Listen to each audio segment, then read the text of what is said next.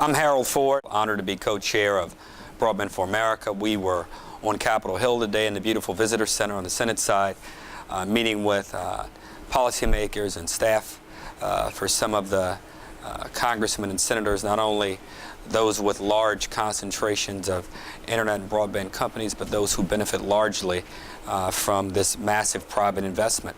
I think two things we tried to accomplish today, in addition to our overall mission, which is to bring awareness and education around the critical issues of broadband access and helping lawmakers and policymakers understand how they can affect policy and ensure that the regulatory arm is not too burdensome to allow an expansion of accessibility or affordable accessibility for Americans.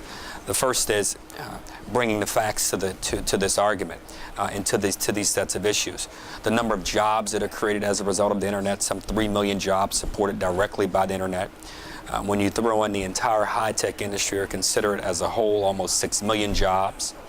Chairman Janikowski, whose leadership is appreciated and respected by BFA, and I think all policymakers, and for that matter, industry participants, has acknowledged that over the last 10 to 15 years, some 20 million plus jobs have been created as a result of broadband access or an expansion of it.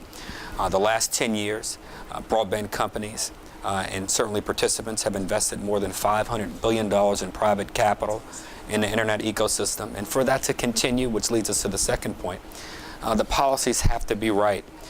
The public policy sphere has to understand not only the facts around these issues, but understand, perhaps more important, how their actions can impact or help grow the space, grow the number of jobs, grow access, and as our outstanding panelists touched on today, from the healthcare sector to the education sector, and within those sectors, providing access to seniors and to middle-aged Americans, it is so critical that our policymakers and politicians become as educated as they can.